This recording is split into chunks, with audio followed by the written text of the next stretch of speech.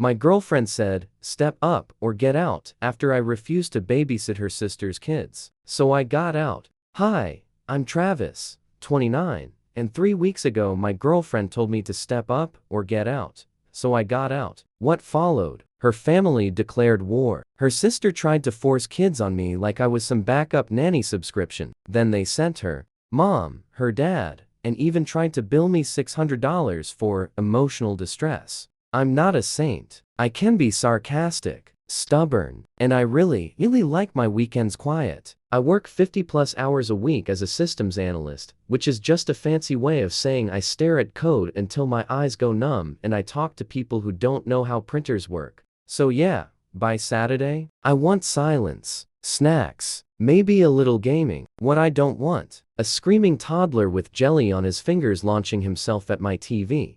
But that's what my weekends became the moment my girlfriend's sister moved back to town. Her name's Mandy, single mom, 3 kids, ages 3, 5, and 7. All chaos incarnate. No exaggeration. The oldest cracked my flat screen with the remote. The middle one colored a sea monster on my hallway wall in Sharpie. The youngest screams all the time. I don't even think he breathes. He just screams. And my girlfriend said I should be honored to help.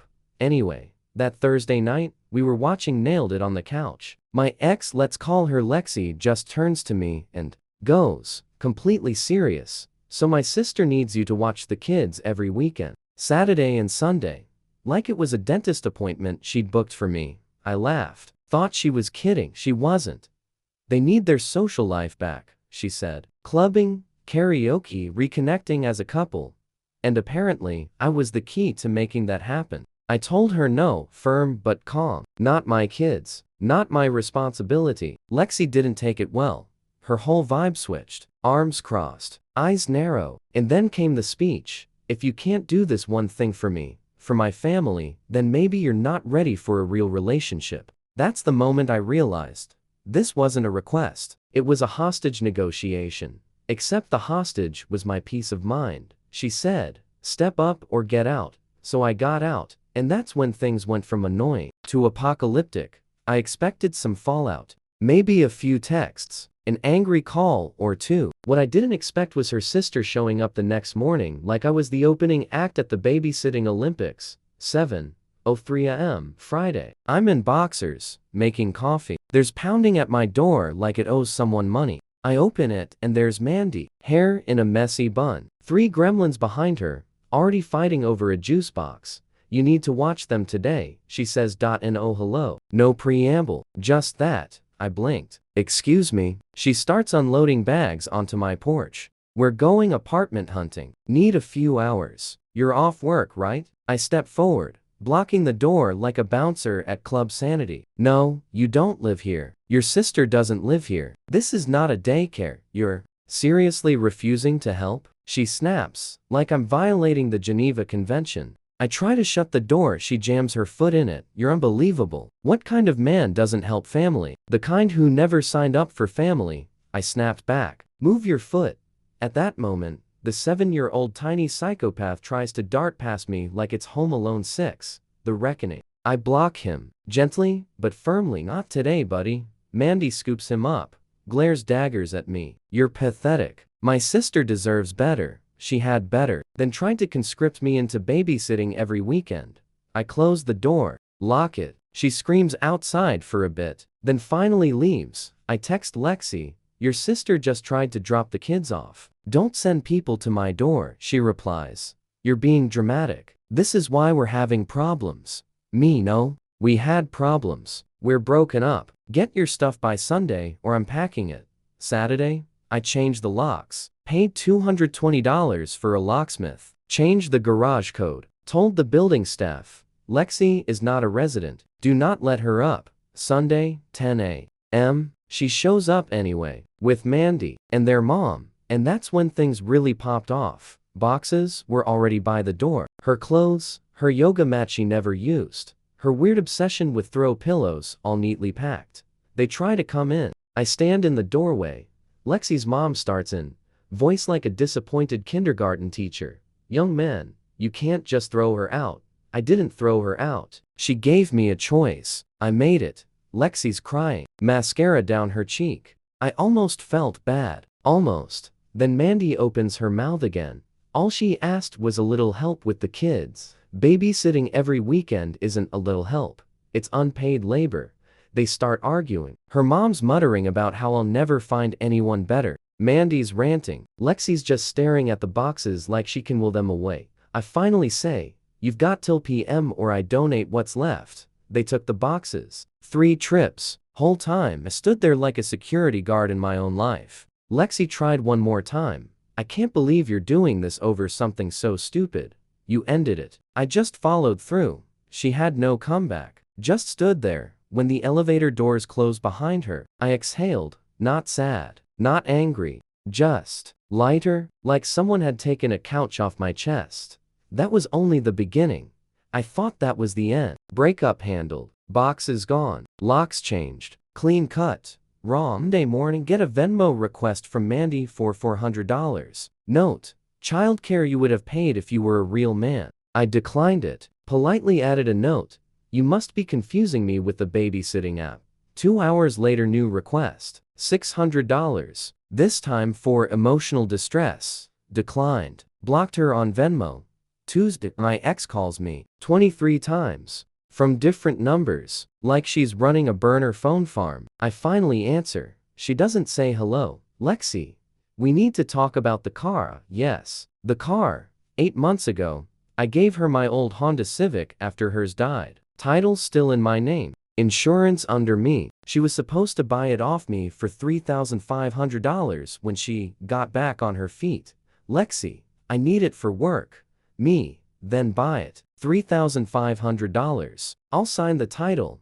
Lexi, I don't have 3,500. Me, then I guess you don't have a car. Lexi, you can't just take it. I've been driving it for months. Me, borrowing it. Borrowing ends when the relationship ends. Lexi, you're seriously going to do this? Me, bring it back by Friday, or I report it stolen. Cue more calls. I don't answer.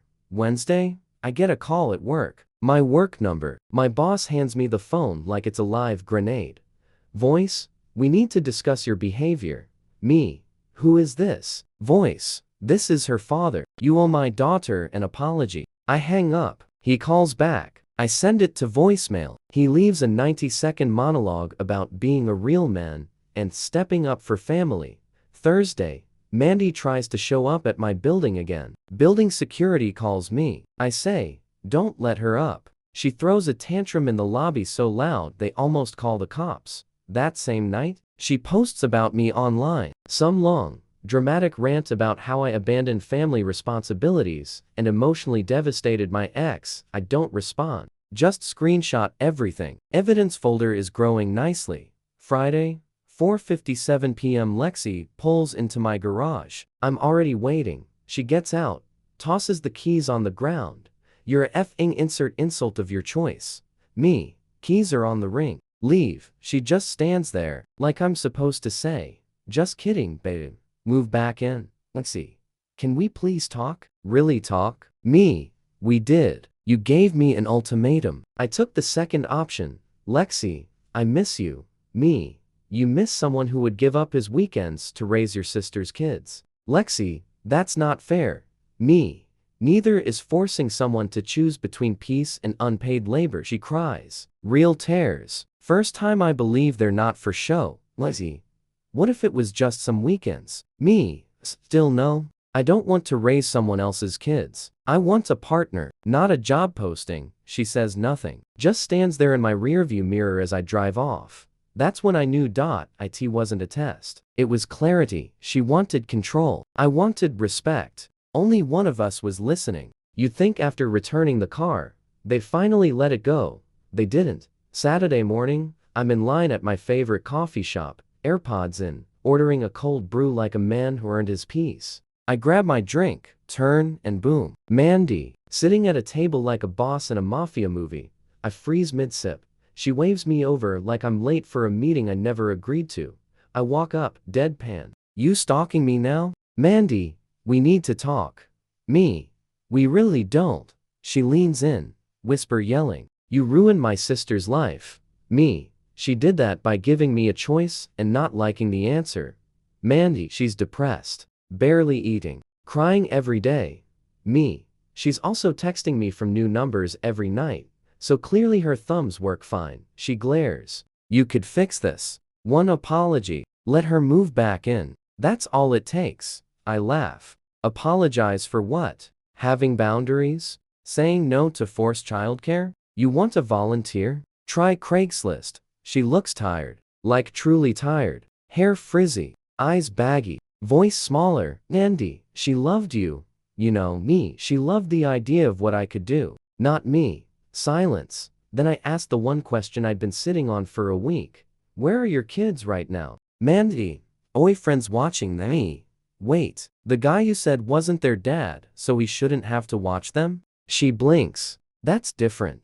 Me. How? Her mouth opens, then closes. Like her brain tried to control plus Z the last sentence. Me. Exactly. It's only different when it benefits you. You wanted someone else to take the hit. And when I said no, you all lost your minds. She storms out, mumbling something about men not stepping up anymore. I go back to my drink, sip, calm, but 2 days later, something weird happens. I get an email from Lexi's younger brother. Let's call him Dean. Subject line. Hey, I'm sorry, body. Hey man, just wanted to say I'm sorry for how my family's been acting. Lex told me everything, including the parts she left out when crying to our parents. The ultimatum thing was messed up. Volunteering you as free childcare? Way out of line. My other sister's been doing this for years, guilt-tripping people into helping her, so she can go party. You dodged a bullet, man. Good luck. I sit there, reading it twice. Someone in that family finally said it. You were right. It wasn't the apology I thought I wanted, but damn, it felt good. Like I wasn't crazy for drawing a line in the sand. Then the final blow lands 2 days later. I'm at the grocery store, grabbing eggs, when I spot her Lexi, walking down the frozen aisle with some new guy. Tall tattoos. Looked like he smelled like vape juice and bad decisions. She sees me, freezes. I nod. Keep walking. She keeps walking too, but doesn't look back. And in that moment, I realize she'd already moved on, or was trying to, and I didn't feel anything. No rage, no heartbreak, no jealousy, just peace. Week 3. The dust should have settled. But this family doesn't believe in peace. They believe in pressure campaigns. And now that emotional guilt and Venmo invoices failed, it was time for phase 3. Character assassination. It started Monday morning. My phone buzzed. Unknown number. Text. You'll regret what you did to your father. Family sticks together. Watch yourself. Charming. I knew the tone immediately. It was Walter, Lexi's dad. A real gem of a guy who thinks respect means everyone shuts up and does what he says. I hadn't spoken to him much during the relationship, mostly because he always referred to me as the kid playing house. But apparently, now, it was worth a passive-aggressive threat. Then came the Facebook post. Oh, yes, Mandy, again. She wrote a 500-word essay on how some men pretend to be supportive until you ask them to actually be there for family, tagging Lexi, herself, and even their mom in it. The post had everything: fake sob story, emotional manipulation, half-truths, and one impressive photo of her kids looking angelic as if they hadn't turned my condo into a literal war zone. The comment section? A split battlefield. Half the comments were from her friends, agreeing, men these days have no loyalty. Some people just can't handle responsibility. He was never gonna be a real man anyway. But then there were the golden comments. People I didn't know saying, wait, weren't you the one dumping your kids on your sister's boyfriend every weekend? Maybe don't volunteer other people's time? Sounds like you lost a free babysitter, not a partner. Mandy deleted those comments within the hour. But screenshots live forever. Meanwhile, Lexi started the "maybe he'll come around" campaign. New number. New text. I just wish you'd see how much you hurt me. Then another. We could have had everything if you just helped a little. Then the final one. I still have your hoodie. The blue one. I didn't respond. I wasn't going to start negotiating over hoodies like we were in divorce court. By Thursday, my number of blocked contacts hit double digits. But the best moment of the week? Friday night, I went to dinner with a friend. Just a friend, no weird energy. But when we walked out of the restaurant, guess who was parked across the street? Lexi. In her mom's car. She didn't say anything, just stared, then drove off. I don't know what she expected to see. Me begging for her back? Crying into my pasta? Nah, I paid the bill, tipped 25%, and enjoyed my night. Because for the first time in a long time, my life was quiet. No yelling, kids. No unpaid labor. No chaos. Just me. And the realization that I hadn't lost anything. I'd escaped it. The silence didn't last. Saturday morning, Lexi's mom called me from a different number. I let it go to voicemail. The message? A full minute of guilt-soaked righteousness. You broke my daughter's heart. You humiliated her. She gave you 2 years of her life, and you couldn't even help on weekends? You think you're such a man, Travis? A real man sacrifices. A real man provides. You'll be alone forever with that attitude. Click. I played it twice. Once to confirm the tone. Once to make sure I saved it for the archive. I was building a nice little museum of guilt trips, threats, and unsolicited lectures. By now, I had stopped reacting. But just as I was getting used to the quiet again, boom. Knock. Knock. Knock. I check the peephole. Mandy. Again. I don't open the door. She shouts from the hallway, "You owe my sister an apology, you coward." I open the door just a crack. Me. You keep showing up at my home. That's called harassment. Mandy. You ruined her. You don't just get to walk away from family. Me. I'm not her family. Not yours. And I never signed a contract to become your unpaido. Mandy. You're a narcissist. Me. You're broke. And entitled. I shut the door. Again. 10 minutes later, she's gone. I immediately email building management again, attach photos from the security cam, and ask for a formal notice banning her from the property. They agree. But the cherry on top? Sunday afternoon. I'm running errands when I get a message request on Instagram from Lexi's cousin. Never spoken to her. Never followed her. Didn't even know she knew who I was. The message? Hey, just so you know, Lexi and Mandy have been talking shit about you at family gatherings. Saying you were emotionally abusive and lazy. Everyone's confused because you paid for everything and literally let her live rent-free for months. I just wanted you to know some of us see what really happened. I stared at the screen for a full minute, then messaged back, appreciate that. Hope the next guy brings a contract. She replied with a laughing emoji and said, you really dodged a whole circus. Later that night, I looked at my calendar, realized something. It had been exactly 1 month since Lexi's ultimatum. Step up or get out.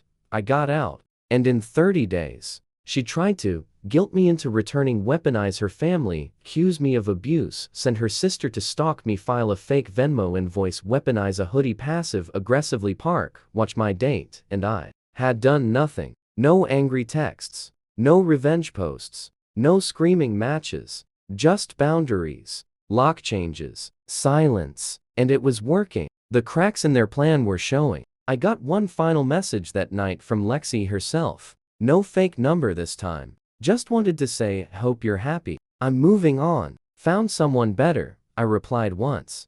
Good for you. I'm happy too. And I meant it. Because honestly, the ultimatum had been a blessing in disguise. It didn't destroy my life. It revealed it. The final stage was oddly quiet. Not because they'd given up, because I think they finally got it. The circus packed up. The clowns ran out of numbers to text me from.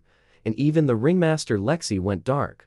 That silence felt like a vacation. A week went by. Then another. No calls. No surprise visits. No more toddlers trying to infiltrate my living room like it was Call of Duty. Daycare ops. Just me, my space, and brace yourself peace. I started noticing small things. The thermostat stayed where I set it. My fridge actually had food I bought. No juice boxes. No crushed fruit snacks stuck to the shelves. I could play music without a kid screaming over it. I could breathe. It felt like stepping out of a tunnel I'd forgotten I was in. And the money? Oh, man. Let's do some math. Rent for Lexi? $0. Groceries? I was covering $80 every week. Streaming services? All mine. Phone plan? She was on my family plan at $65 a month. Her business expenses that always got quietly folded into mine?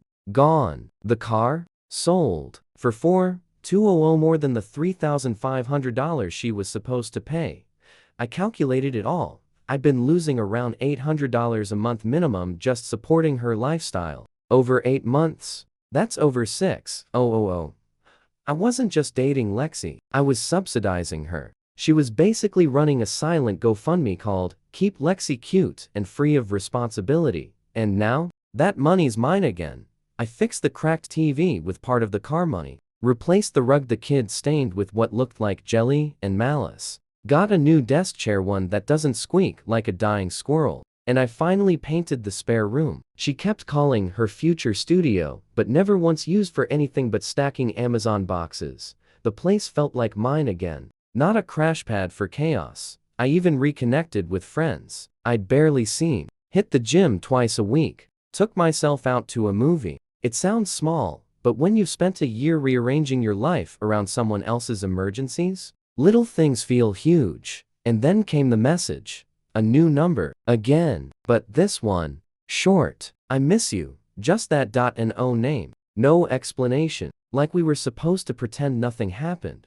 I stared at it. Thought about responding. Not with anger. Not even with sarcasm. But then I locked my phone. Set it down. Took a long sip of my drink. Because the truth? I didn't miss her. Not the drama. Not the guilt. Not the pressure to perform like a sitcom husband every weekend. I missed who I thought she was. But that version never existed. The real Lexi showed up the moment I said no. And once you see the real version of someone, especially when they don't get their way, you can't unsee it. It's been 6 weeks now. No calls. No texts. No mystery. Venmo request titled childcare reparations. Even the guilt parade seems to have run out of gas. Peace has become the default. Last weekend, I sat on my balcony, coffee in hand, watching the sunrise. I realized I couldn't remember the last time I felt that grounded. That okay? There wasn't a screaming toddler launching a toy at my head. No sister-in-law pounding on the door. No emotional landmines dressed up as conversations. Just me. Breathing. Present. Whole. And then, like some kind of poetic full circle, I got one last message, this time from Lexi's younger brother, Dean. She's moved back in with mom. Said it's temporary while she focuses on healing. Mom's furious. Mandy's back to posting TikToks about gentle parenting while pawning her kids off on anyone who'll answer the door. Just wanted you to know, you were never the crazy one. You just got out before the rest of us. I sat there, rereading it. She had moved on. Sort of. Returned to the source of her entitlement. And I'd returned to mine myself. A week after that, I saw her at the same coffee shop where Mandy tried to stage an ambush. Lexi walked in with a different guy. Not the vape-scented arm candy from the frozen food aisle. Someone new. She didn't see me at first. Just laughed, ordered her drink, and went to sit. Then she glanced over and froze. Our eyes met for a second. No words. No smirk. Just a flicker of recognition. She looked away quickly, kept her head down. The guy with her never noticed. And that's when it really hit me. He was trying again. Probably saying the same lines. Probably making someone else feel like family. Probably waiting for the moment she could issue the next ultimatum. Step up or get out. But I'm no longer a man who hears that and feels pressure. I'm a man who hears that and remembers that when someone gives you an ultimatum, they're telling you exactly what they value. Lexi valued obedience disguised as love. Control disguised as commitment. Free labor disguised as loyalty. I value peace, boundaries, mutual respect. I didn't lose Lexi. I lost the version of myself who thought I had to earn love by being useful, and I won something better: my time, my voice, my weekends, my life. To anyone reading this, if you're ever in a relationship where love is measured by how much of yourself you're willing to erase, walk away. You'll be painted as the villain in their story. But that's fine, because in your story, you're the one who finally chose you. And that's not selfish. That's survival.